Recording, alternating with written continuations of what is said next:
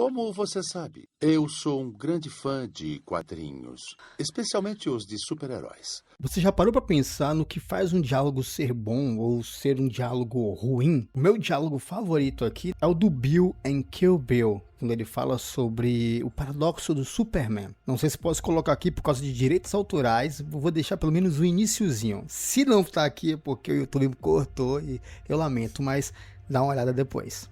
Como você sabe, eu sou um grande fã de quadrinhos, especialmente os de super-heróis.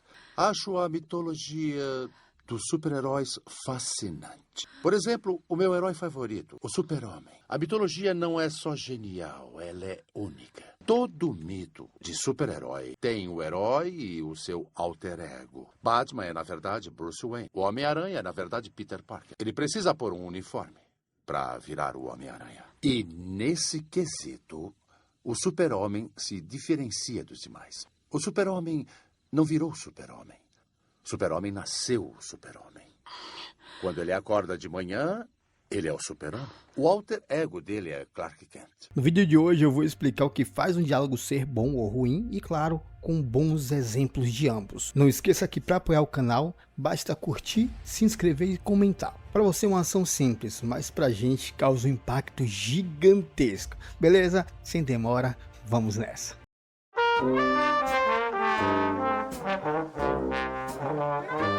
O que torna um diálogo bom?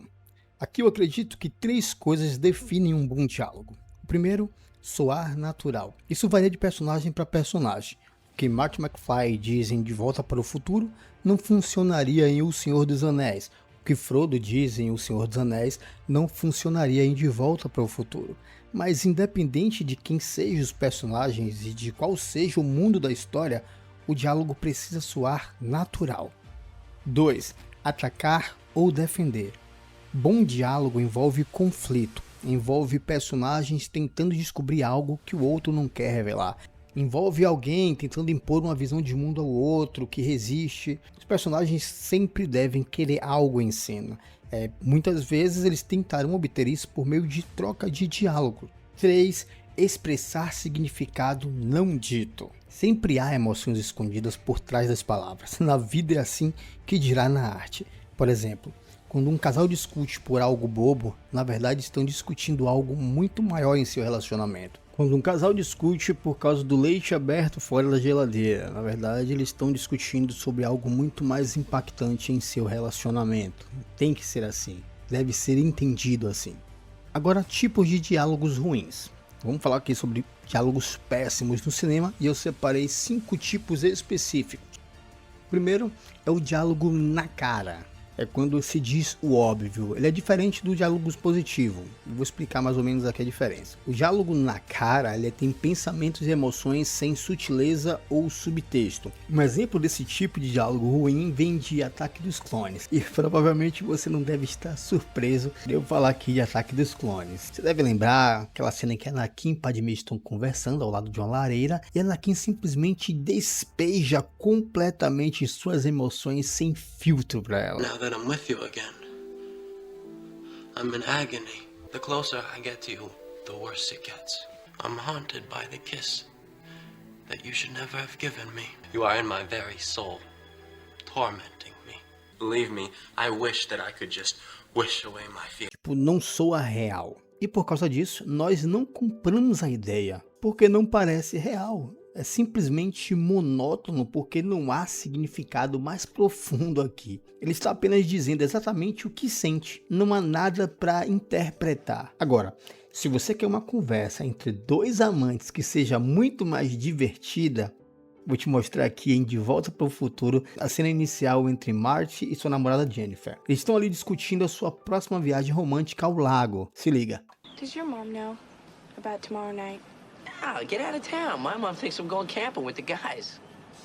Well, Jennifer, my mother would freak out if she knew I was going up there with you, and I get the standard lecture about how she never did that kind of stuff when she was a kid. I mean, look, I think the woman was born a nun. She's just trying to keep you respectable. Well, she's not doing a very good job. Terrible. Note como nenhum desses 2 personagens declara abertamente o que sente um pelo outro. É óbvio que eles são namorado e namorada, tem algo acontecendo ali. Eles estão esperando se pegar no lago. Mas os sentimentos aqui estão todos no subtexto. O diálogo em si é muito mais divertido e apenas dança em torno do assunto do romance, do sexo, de todo o resto que está rolando aqui. Mas é muito melhor do que o exemplo de Star Wars, porque nenhum desses personagens está declarando abertamente. O segundo tipo de diálogo ruim é o melodrama. É a emoção muito exagerada, a emoção que não foi conquistada. Às vezes você vê histórias em que dois personagens estão apenas gritando um com o outro, mas você realmente não se importa com a conversa. Você não sente a raiva, você não sente a paixão nem nada disso porque não foi conquistado. Agora, para um exemplo de melodrama, eu trago para você aqui Castlevania Symphony of the Night. Em contexto aqui, a única coisa que você realmente precisa saber é que o cara de azul na sua tela se chama Richard e ele é um caçador de vampiros. Ele está indo atrás de Drácula e quando ele encontra Drácula, isso acontece. Hi, monster. You don't belong in this world. It was not by my hand that I'm once again given flesh. I was called here by humans who wish to pay me tribute. Tribute? You steal men's souls and make them your slaves. Perhaps the same could be said of all religions. Your words are as empty as your soul. Mankind ill needs a savior such as you. What is a man? A miserable little pile of secrets. But enough talk. How about you? Então, obviamente, a dublagem também é ruim, mas um dos indícios claros aqui é o melodrama. É o fato de que tudo que o Rich diz termina com um ponto de exclamação. É simplesmente muita gritaria de um lado para o outro e esse diálogo existe puramente para criar uma sensação de conflito que realmente não tá lá. E por causa disso, acaba parecendo risível, porque é muito exagerado. Em contrapartida, a gente tem a série de Castlevania da Netflix, que tem um ótimo diálogo. Um cenário muito semelhante, a gente tem aqui Alucard, que é filho de Drácula. Ele tá indo para um confronto com Drácula e eles vão ter uma conversa aqui. Preste atenção em como é diferente do primeiro exemplo que eu dei. Father. Son. Your war is over. Because you say so. It ends in the name of my mother. It endures in the name of your mother.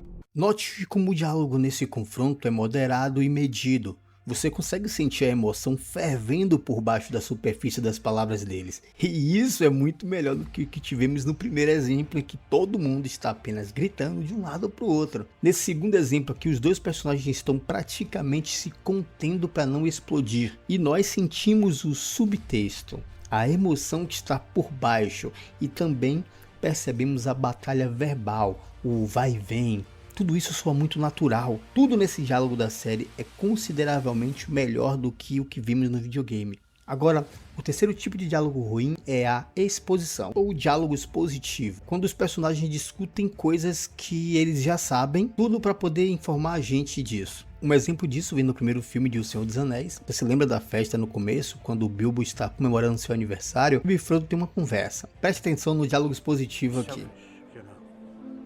Yes, I am. Very selfish. I don't know why I took you in after your mother and father died, but it wasn't out of charity. Percebe? Nesse exemplo aqui, Bilbo e Frodo estão discutindo algo que ambos já sabem. Nenhum dos dois está realmente ganhando algo com essa conversa. Ela está ali puramente para que o público seja colocado a par do que aconteceu com os pais de Frodo. Francamente, velho, isso aí soa extremamente preguiçoso. Agora, deixa eu mostrar um exemplo de como ter uma troca de diálogo, de informar o público sem ser preguiçoso. O exemplo vem no filme John Wick, De Volta ao Jogo, o primeiro filme. Você se lembra? No começo da história aqui, Viggo, que é o vilão principal, diz ao filho quem John Wick é, e ele faz isso de um jeito muito legal, é muito criativo. A chave aqui é que o filho do Viggo não conhece o passado de John Wick. It's not what you did, son, that angers me, son. Who you did it to. Who? The fucking nobody? That fucking nobody is John Wick. He was an associate of ours. We called him Baba Yaga. Boogeyman? Well, John wasn't exactly the boogeyman. He was the one you sent to kill the fucking boogeyman. Você percebe como isso é muito mais forte do que a conversa do Bilbo e do Frodo para informação? Porque Viggo está contando ao filho algo que ele não sabe e também algo que o público não sabe. Então, finalmente, a gente fica sabendo quem é John Wick, porque ele é uma ameaça, porque as pessoas têm medo dele. E uma coisa que eu realmente gosto nesse diálogo é que Viggo nunca chama John Wick de matador de aluguel ou assassino. Se ele dissesse qualquer um desses termos, seria na cara, seria expositivo. John Wick era um grande matador de aluguel. John Wick era um grande assassino. Isso é meio entediante. Em vez disso, ele dá essa descrição vívida sobre o Baba Yaga, o bicho papão. Cara, esses são ótimos detalhes. O quarto tipo de diálogo ruim é a poesia forçada. Às vezes você tem personagens que normalmente falam como pessoas do dia a dia. De repente, algum tipo de evento surge na história. A maioria das vezes algo romântico, ou talvez até um grande momento na história do filme. E de repente eles começam a falar com uma linguagem florida, uma prosa, sei lá, seja o que for. E isso simplesmente não soa como eles, soa totalmente não natural. Eu acho que um dos exemplos mais notórios disso é o discurso de Anakin Skywalker, novamente Anakin Skywalker, quando ele fala que odeia areia. I don't like sand. It's coarse and rough and irritating, and it gets everywhere, not like here. Here everything is soft.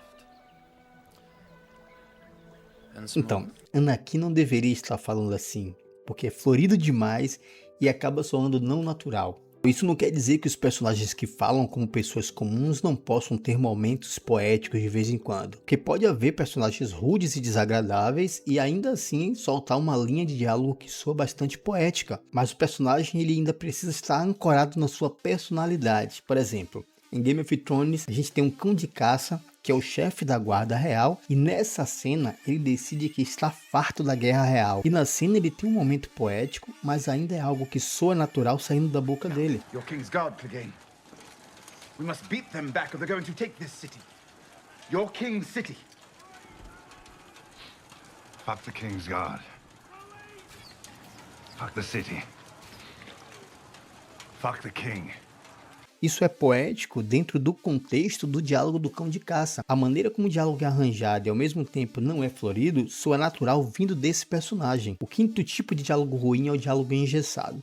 Geralmente um diálogo formal demais ou rígido demais, ele soa completamente não natural. E um dos melhores e mais engraçados exemplos de diálogo engessado vem do Resident Evil original, lá do PlayStation 1. E tudo que você precisa saber aqui para entender o contexto é que Resident Evil se passa durante um apocalipse zumbi, acontece dentro de uma casa mal assombrada e a personagem principal, chamada Jill, está presa em uma daquelas salas em que o teto vai descendo. Ela é basicamente uma integrante de uma equipe tática tipo SWAT. Ela está pedindo ajuda e um de seus amigos consegue salvá-la. E depois que ela é salva, bom, ouça esse diálogo. That was too close. You were almost a Jill sandwich. You're right. Barry, thanks for saving my life. But Barry, didn't you say you're going back to the dining room to do some research? Why on earth are you here? I just had something I wanted to check. Now, let's get back to searching for the lost captain and Chris, shall we? Thank you, Barry. Yeah. Cara, esse diálogo é tão ruim que é bom e depois fica ruim de novo. Obviamente, quando você tá assistindo alguma coisa, você não quer que o personagem fique repetindo o nome várias vezes, como foi no caso ali. Repete o nome do Barry 4 vezes. Você não quer que a Jill diga, por que diabos você está aqui? Como se ela tivesse 10 vezes a idade que tem. É muito chato, principalmente nas dublagens mais antigas, que é assim. Enfim, agora me fala você, qual o seu diálogo preferido e qual aquele diálogo que você odeia? Muito obrigado por assistir aqui, não se esquece de curtir e se inscrever. Valeu!